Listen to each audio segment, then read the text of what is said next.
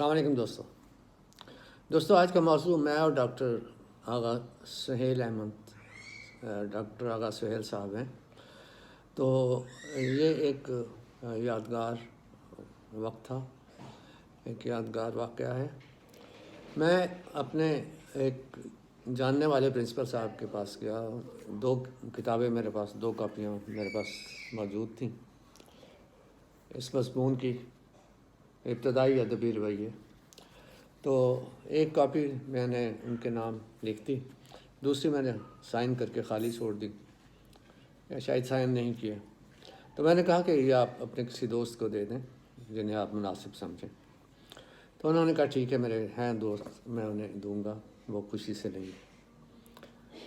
خیر، بات آئی گئی ہو گئی. چند روز کے بعد مجھے ایک ٹیلی فون کال آئی اور انہوں نے اپنا تعارف کرایا اور بتایا کہ میں آغا سہیل بات کر رہا ہوں، ڈاکٹر آغا سہیل. تو میں نے ویلکم کیا، جانتا تھا میں انہیں. میں نے بہت خوشی کا اظہار کیا. تو انہوں نے کہا کہ میں آپ سے ملنا چاہتا ہوں. میں نے کہا حکم کیجیے، جب آپ فارغ ہوں میں حاضر ہو جاؤں گا. انہوں نے کہا نہیں، آپ کس وقت گھر میں ہوں گے مجھے یہ بتائیے، میں آپ سے ملنا چاہتا ہوں. میں نے کہا سارا آپ حکم کیجیے، جب بھی آپ فارغ ہوں میں حاضر ہو جاؤں گا اور ملاقات ہو جائے گی. میں آپ سے یہ کہہ رہا ہوں، ڈاکٹر صاحب نے کہا کہ میں آپ کے گھر آ کر آپ سے ملنا چاہتا ہوں. میں نے کہا سر آپ کیوں تکلیف کرتے ہیں، مجھے اچھا نہیں لگے گا اس طرح. میں خود حاضر ہو جاؤں گا، جب بھی آپ حکم کریں، جیسے آپ کہیں میں حاضر ہو جاؤں گا. مجھے اپنا ایڈریس بس بھیج دیجیے، بتا دیجیے، آپ مجھے میسیج کر دیجیے. فیاض ظفر آپ کیوں نہیں میری بات سمجھ رہے؟ میں آپ کے گھر آ کر آپ سے ملنا چاہتا ہوں.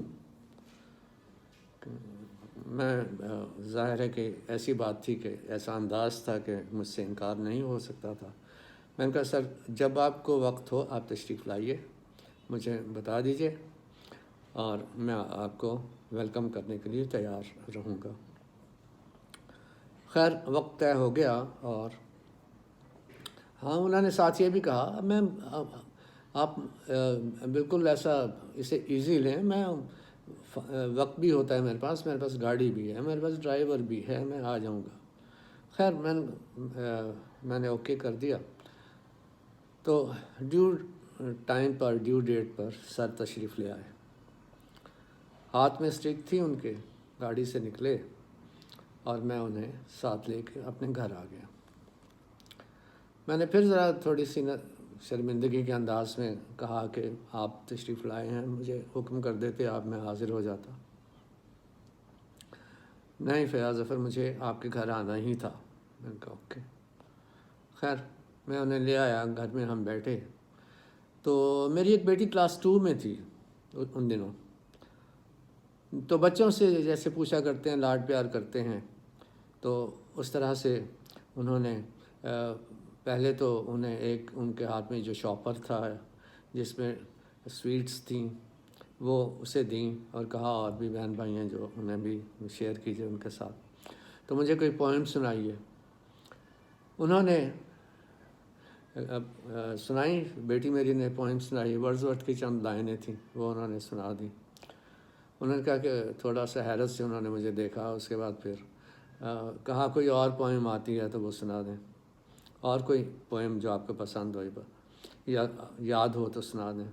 تو بیٹی نے پھر دوسری پوئم وہ سنا دی کہ we are the hollow men, we are the stuffed men leaning together headpiece filled with اسٹرا.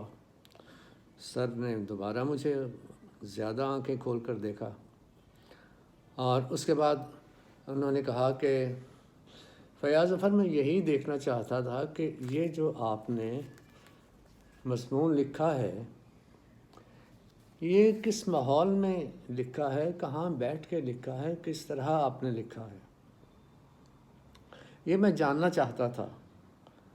دراصل پاکستان میں اس طرح کا مضمون پڑھنے، سمجھنے اور اس کے ریفرنسز کو جاننے والے یہ لوگ ہیں. انہوں نے 6 7 یا 8 نام گنوائے اور کہا یہ پورے پاکستان میں لوگ ہیں جو کہ اس مضمون کو پڑھ سکتے ہیں، انڈرسٹینڈ کر سکتے ہیں اور اس کا لطف لے سکتے ہیں۔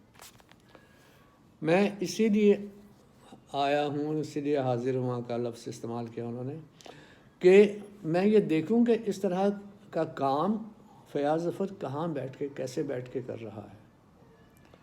اور ان 6-7 ناموں میں ایک نام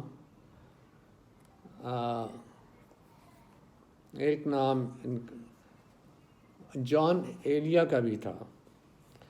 تو جان ایلیا کا نام جب انہوں نے وہ بھی لیا، دوسرے نام بھی بہت معتبر نام تھے، تو وہ نام لے کے جان ایلیا کو خاص طور پہ انہوں نے مینشن کیا۔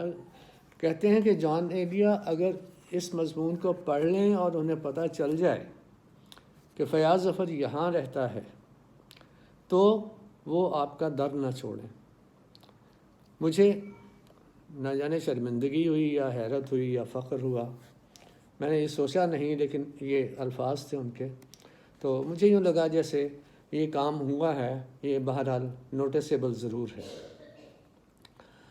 تو اس کے بعد انہوں نے مجھے کہا کہ آپ اس طرح سے جو چھپ کے بیٹھے ہیں، ایسا نہیں ہونا چاہیے، میں آپ کو انٹروڈیوس کروانا چاہتا ہوں، ٹی وی پہ، ریڈیو پہ، اخبارات میں آپ کو آنا چاہیے۔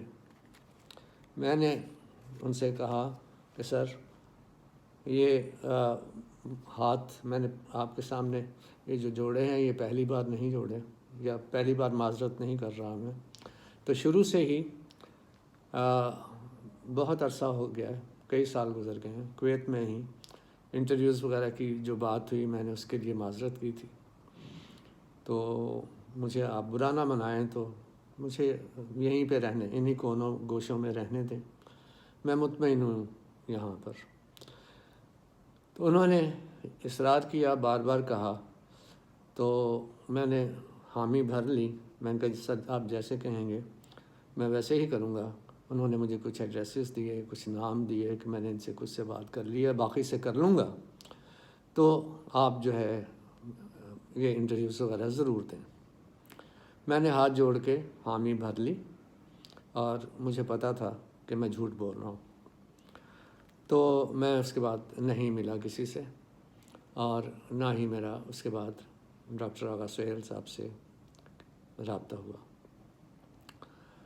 تو یہ ایک ایسا واقعہ تھا جو یاد آتا ہے، بچی بھی میری یاد کرتی ہے، گھر والے بھی یاد کرتے ہیں، اور مجھے بہت خوشی ہوئی اس بات کی کہ ادب کو سمجھنے والے، اسے اپریشیٹ کرنے والے، اور اس کے لیے قدم بڑھا کر ایسے ادب کے لیے کچھ کرنے والے، یا اس کے لیے تعاون یا گائیڈنس فراہم کرنے والے لوگ موجود ہیں، جن میں اس طرح کا انیشیٹو بھی موجود ہے۔ اللہ ڈاکٹر آغا سہیل صاحب کی منزلیں آسان کرے، اور